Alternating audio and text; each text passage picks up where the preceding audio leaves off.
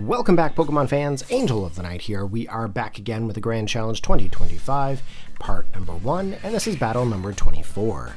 Now our opponent here is going to lead off with a Murkrow and a Chandelure. I'm going to lead off with our Misdreavus and our Zebstrika. Now, one thing I have to take into consideration is that majority of these Chandelures that you see are usually Choice Scarfed. However, it is paired with a Murkrow, so you never really know if it's going to go for the Tailwind and a Protect situation and be able to attack in multiple different moves, or if it's going to lock itself into one move and go for that whole Choice Scarf situation. Last person I battled a Chandelure with, it was actually my good buddy Unbeaten Gliscor, or Zavi, as you guys may know him. It happened on stream. I actually got wrecked by a Choice Scarf Chandelure, so I'm a little bit worried about this one here. Now, I did end up going in for a Tera Steel here.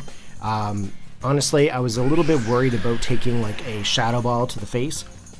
That would have actually destroyed the Misdreavus, but, you know, I should have probably not gone for the actual Tera Steel here because there was a heat wave that came in.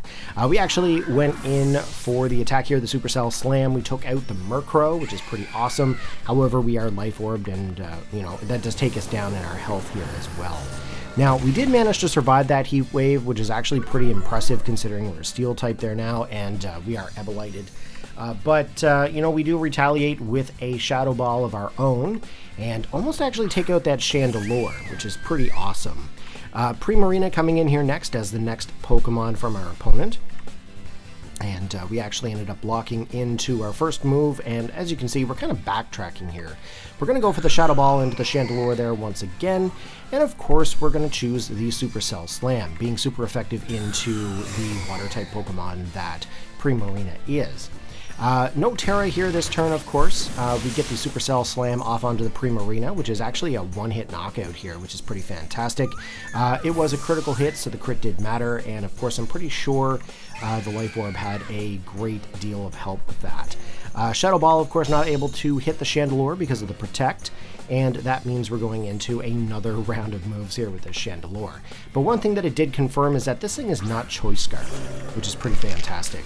Annihilate coming in here as the last and final remaining Pokemon on Grace's team. And of course, we're selecting the Dazzling Gleam. We want to be able to hit 2 Pokemon at once. And of course, we're debating on the Supercell Slam because that is our most powerful move. Pretty much debating on going in, obviously, to the Annihilate. I thought maybe I could get a quick KO here, maybe onto the Chandelure, which might have actually helped me out here, but we do actually get a knockout with our Misdreavus, and we actually have 2 more remaining Pokemon onto the team.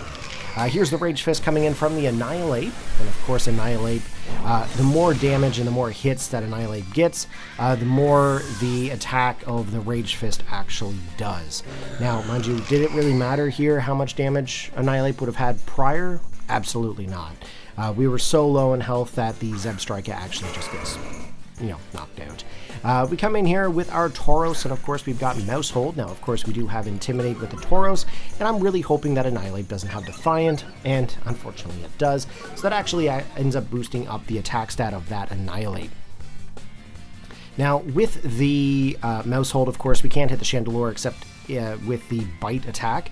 That's the whole reason why we have Bite onto the Maushold, is because we wanted to be able to hit those Ghost-type Pokemon.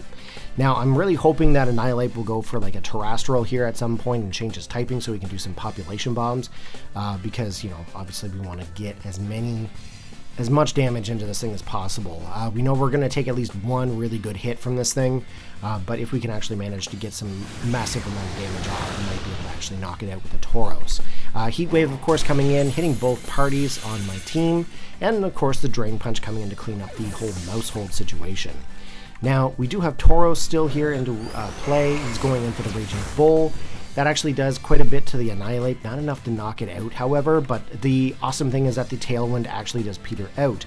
So we're going to go in for the Rock Slide. We're going to try to hit 2 Pokemon at once, hoping that no Pokemon actually avoids. And then if we're actually lucky, we can maybe get like a flinch onto the Annihilate, allowing us to maybe attack a second time. But that is the goal, that is what we're trying to do. Here is the Rock Slide, not really doing much to the Annihilate, but at least we picked up the KO on the Chandelure.